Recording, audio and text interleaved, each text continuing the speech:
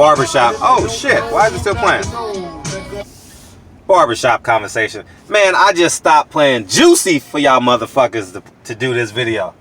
Thank me later. Anyways, man.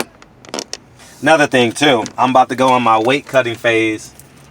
I'm probably gonna lose, y'all think this is a joke, but 1 pound a week till road to Dallas. What is that? What are we, 13 weeks away? So I'll probably lose 1 pound a week. That's the goal. And this is how I go to Costco, get a 20 pack of gum, and whenever I feel like stopping, going to get some potato chips or buying a Gatorade, I pop a piece of gum in my mouth and I spit it out 2 minutes later so I don't fuck up my teeth, but I just get that sugar, then I spit it out. But anyways, man, you know what I noticed? When you read into people, and I had the pleasure of being around Robert Garcia and intaking his energy, there's a level of arrogance that I absolutely love about the Garcia camp. No, when I say I love it, I fucking love it. Robert Garcia, in my humble opinion, and this is no shade, I respect the man who wants to be a man and believes he can win in any circumstance. So don't go slanting this fucking video and saying Fred is saying, no, I'm not hating. I fucking love it. One, Robert Garcia believes he's a better trainer than Derrick James. And two, Mikey Garcia believes he's a better boxer and a better thinker and smarter than Errol Spence. If you don't believe me, listen to their comments. You know, I already told you about when he said, I'm going to take his girl. He says he might walk him down. Robert Garcia is relishing in the fact that his fighters could potentially go 3-0. And more important, he's enjoying being the underdog. He's relishing that moment. He believes that one, Abner Mares is going to outbox and outwit and out technique and out school and Abner Mares. And he believes the technical skills of Mikey Garcia and with his newfound strength is going to bewilder and unsettle Errol Spence. He 100% believes that. And I love it. I love it. I hope we get the Derrick James that, the Derrick James, the fighter that love talking shit. Because, Derrick James is a very poised, calm, cool, collective type of gentleman, and every time he talks, I listen. He doesn't really waste his words, so he's just one of them guys, and Errol Spence is pretty similar to that, right? Don't really waste his words, but when he talks, you listen, and I'm enjoying. Now, the Garcias have a huge advantage. The reason why they have a huge advantage is because Derrick James doesn't have a fight until March 16th. Robert Garcia has a chance to steal the narrative of this fight because he's fighting every week. Whether he's fighting on small cards in LA, undercards, and anywhere in America, to main events in New York, Abner Mares out here in Los Angeles. So he's going to be able to control and dictate the narrative, which is a disadvantage to Derrick James and Errol Spence. They're going to have to answer as opposed to leading. They're going to have to respond as opposed to leading the narrative, which is important, I think, which is going to make me happy because it's going to drop the betting line. The more Robert Garcia talks, the more they show videos of Mikey Garcia training that snack he had a mask on the other day, and he's probably running in the Michael Jackson tank, the elevated thing where you're on ground level and you elevate to 10,000 feet with no oxygen.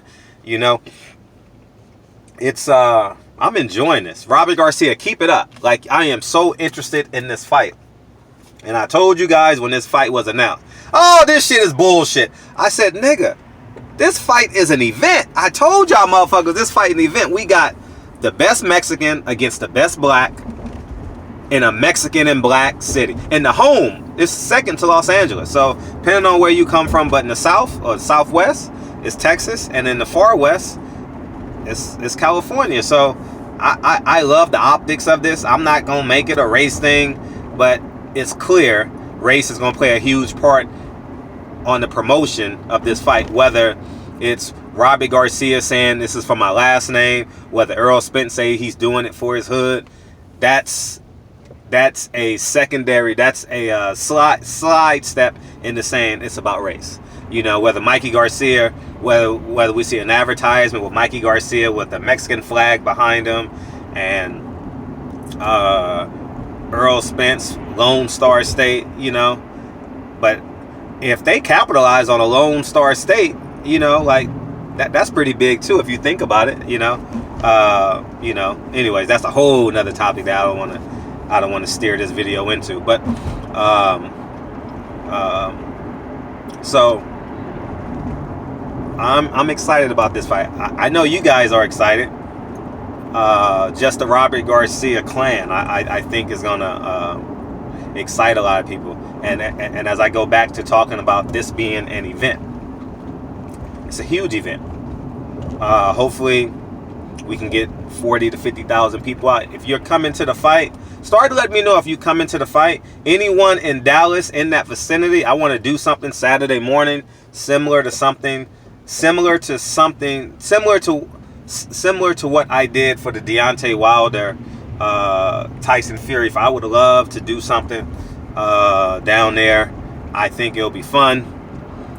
If you know an affordable location and a great price point, so our fans can come out. I would love to coordinate it with Blu-ray. I follow him on Instagram. I'll reach out to him. Maybe I can link up with Earl Spence family. I know Earl can't come. It's Saturday before the fight. Derek James and them can't come. Maybe I can link up with the Charlos. I know they'll be out there. And maybe we can do something. You understand what I'm saying? For this fight. You know, so it can be a big event, because everyone's looking for something to do. I know fight morning, everyone's looking for something to do. I know there's that gray area Saturday morning where it's like, do I go eat breakfast? Do I go stand at the hotel, wait for autographs, or do I go see the city? But you guys got Thursday and Friday to go see the city, and then Saturday morning it's all about the fight, you know. So, which I think is going to be a hell of an event. So I'm thoroughly excited for this fight, for this event. Robbie Garcia, talk that shit, talk it hard, talk it heavy, you know. Say it, what they say, like what my uncles just used to say it from your chest. You know what I mean? Like you know. Man, I'm just excited, man. I gotta do a little bit of work today.